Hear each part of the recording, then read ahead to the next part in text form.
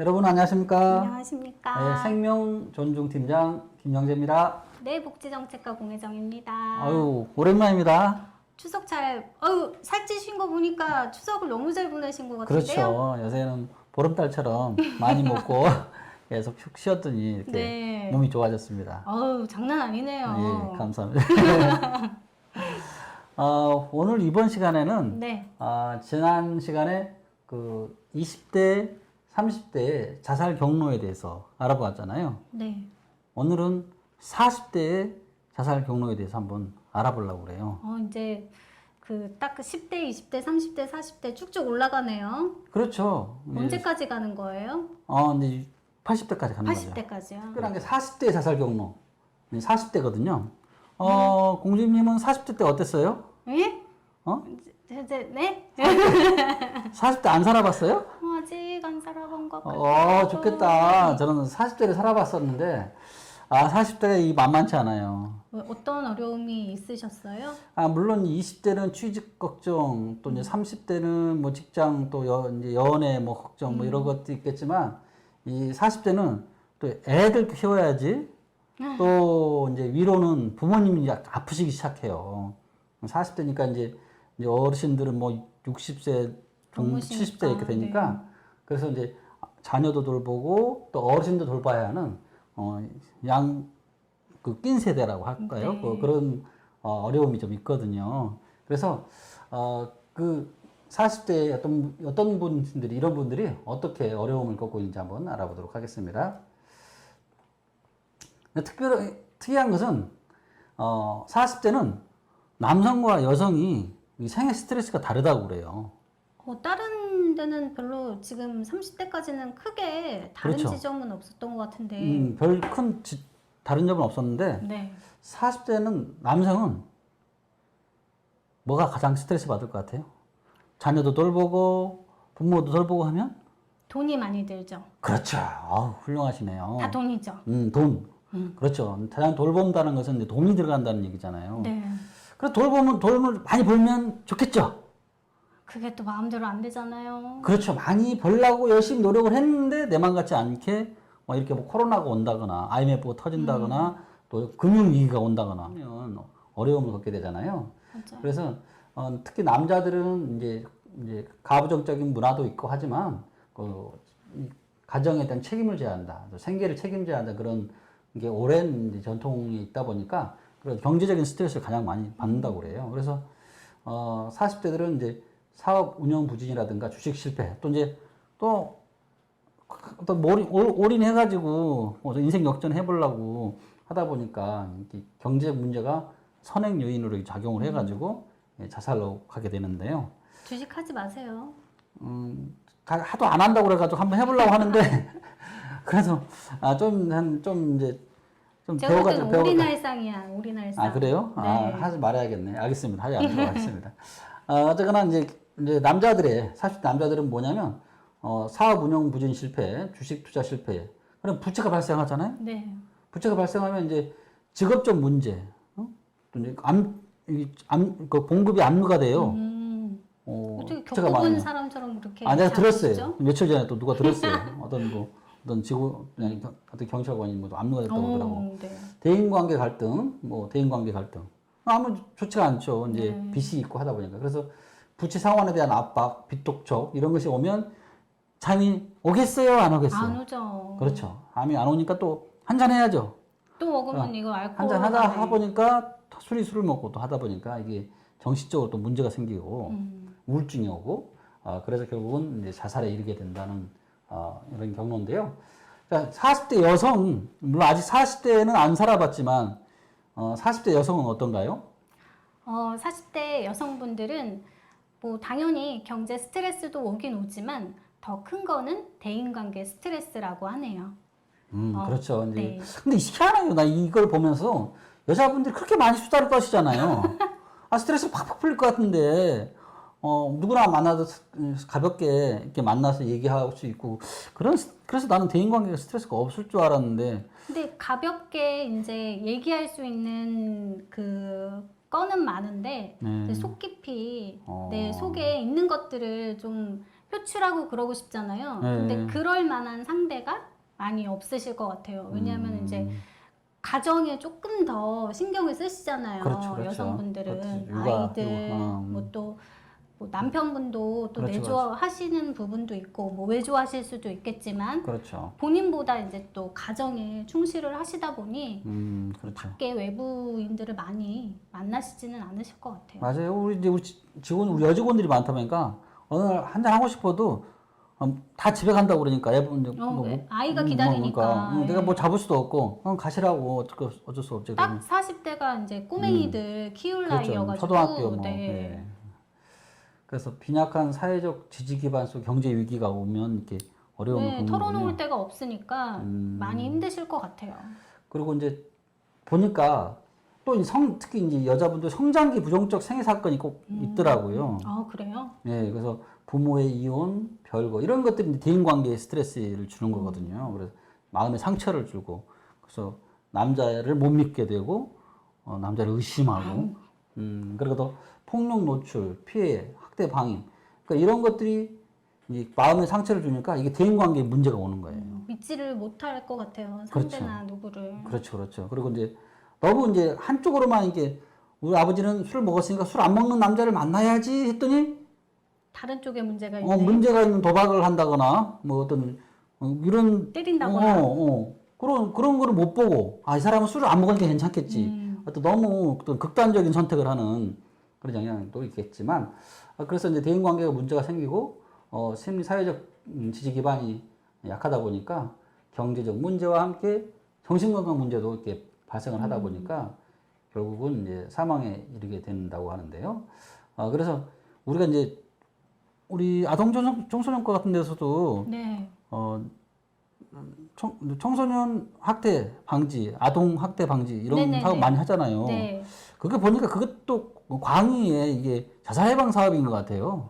그렇죠. 왜냐하면 사람 살리자고 아이들을 살리자고 또 더 넘어가서는 그 가족을 살리자고 하는 사업이니까. 그러니까 이게 그런 마음의 상처가 있는 아이들이 결국은 대인관계에 문제가 생겨가지고 결국은 이렇게 자살로 가는 네네. 경우가 많으니까 우리가 자녀를 돌보고 청소년을 돌보는 게 결국은 크게 봤을 때는 네. 자살 예방 사업의 하나라고 생각됩니다.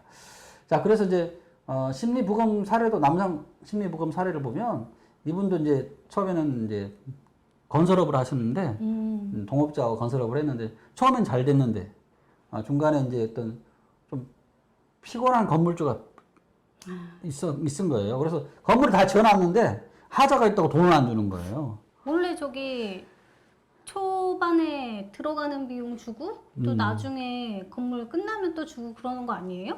근데 이제 계약금을 주고 그다음에 이제 공사를 하면서 이제 설계 변경이 되고 더 공사비가 늘어날 수가 있거든요. 그러면 일단 공사는 하고 나중에 잔금을 이제 다 되면 왜냐하면 또 돈을 많이 받고 도망가는 사람들이 있어요. 방지하기 위해서. 많지 않지만 근데 이게 이제 이분은 이제 잘 지어놨는데 건물주가 하자를 이유로 해서 계속 돈을 안 주고 그러다 보니까 법정 소송을 하게 되고 그러다 보니까 스트레스를 받게 되고 이런 사이에 이제 이분이 원래 이제 사업을 하려면 빚을 또 지잖아요. 네. 이제 그걸 빨리 해결이 안 되니까 이 빚이 이제 이자가 늘어나고 그러다 보니까 직원들 월급을 못 주고 그래서 사망 3개월 전부터는 4시간 이상 수면을 하지 못하고 막 밤에 식은땀을 흘리고 막 이렇게 했고 사망 1개월 전부터는 지인에게 죽고 싶다 막 이런 얘기를 하고 다니셨고 이렇게 하거든요. 그래서 남성들은 대부분 경제적 이유로 인해서 스트레스를 많이 받고 이런 것들이 원인이 되고 있다라는 것을 볼 수 있었습니다. 아니, 제가 저기 엘리베이터에서 그 공익 광고 같은 거를 봤는데 예. 막 죽고 싶다 막 이렇게 하고 있으면은 주변 지인이나 이런 분들이 잘 이렇게 봐줘라. 이분이 메시지를 주는 거다. 그렇죠. 뭐 그렇게 나오더라고요. 그렇죠. 그런 거 보면서 우리 예전에 또 했었잖아요. 죽고 싶을 때 전화. 그렇지. 그 몇 번이더라요? 1577-0199. 0199랍니다. 0199. 0199. 1393. 1393은 무슨 번호였죠? 자살방 전화해. 그래서 그런 전화번호가 있으니까 그런 걸 이용해가지고 네. 이용.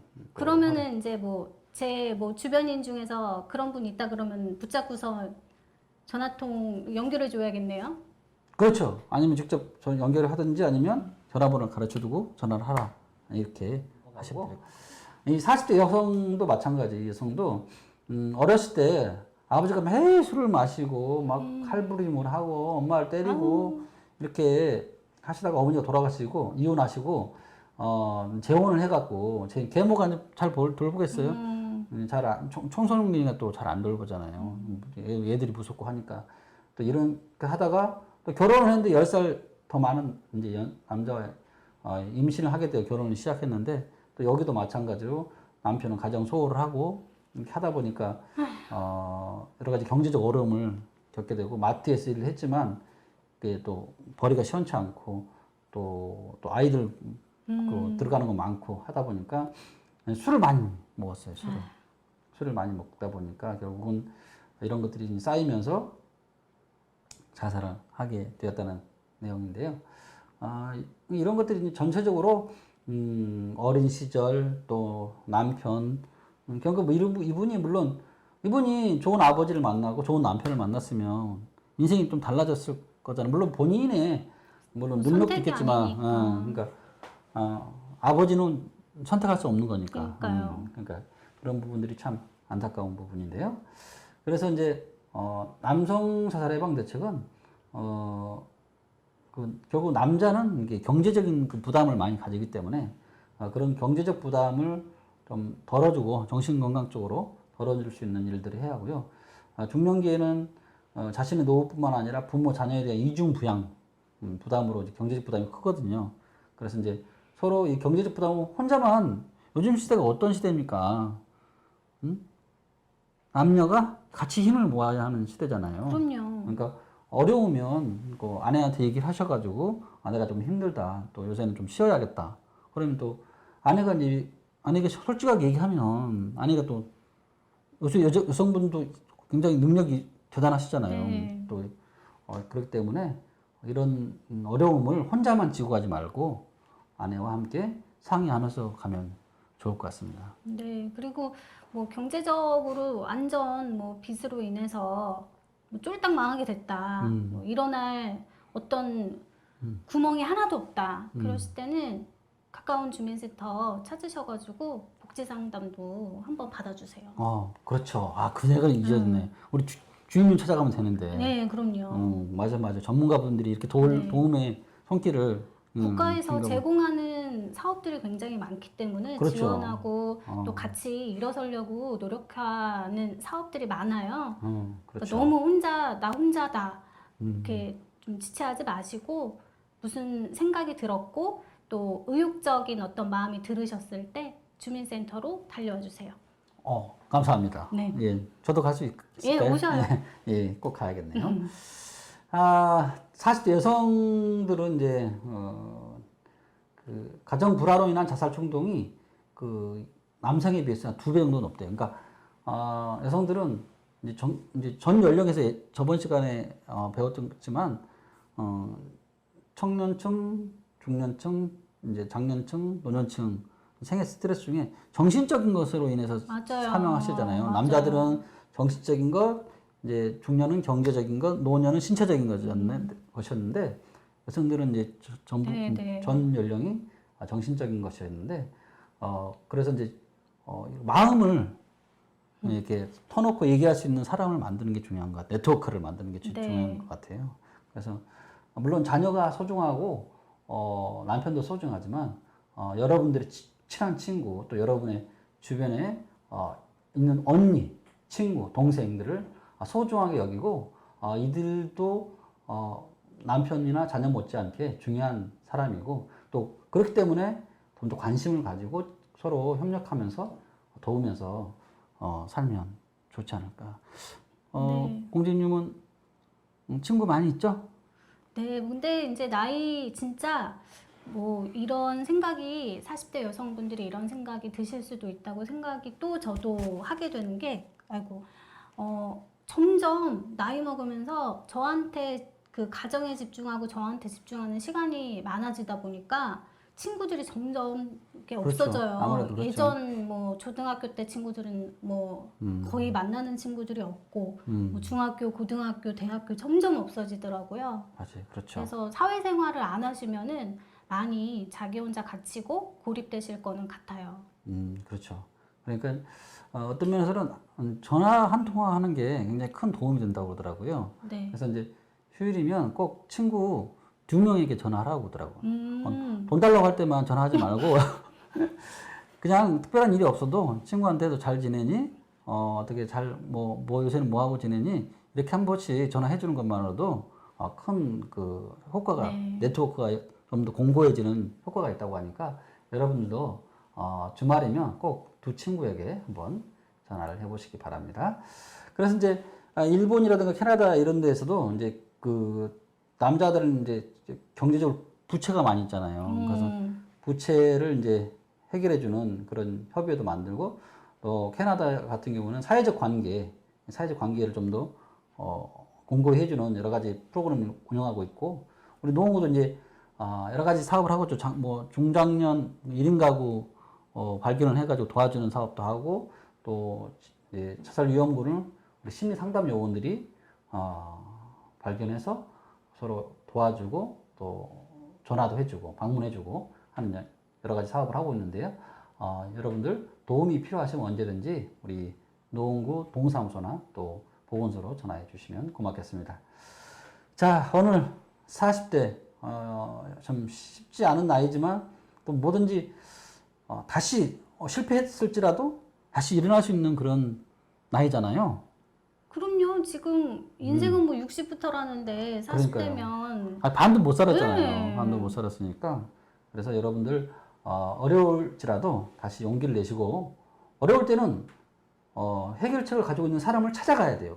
우리 공지인도 찾아가고 동사무소도 찾아가고 또 신용회복위원회로도 찾아가고 이런 정신과도 찾아가고 그래서 가만히 있지 마시고 또 친구에게 전화도 하고 여러분들도 뭔가 찾아가는 여러분들이 되었으면 좋겠습니다. 자, 오늘 네. 40대 아직 안 살아봐갖고 어려웠겠지만 40대 이제 미리 준비한다는 생각으로 네, 네. 알아봤습니다. 네. 네, 오늘 참여해 주셔서 감사드립니다. 네, 오랜만에 배워서 아주 새집 모습 배워서 저도 예. 재밌었네요. 네, 감사합니다. 네, 여러분 다음 시간에는 50대에 대해서 알아보는 시간을 갖도록 하겠습니다. 안녕히 계세요.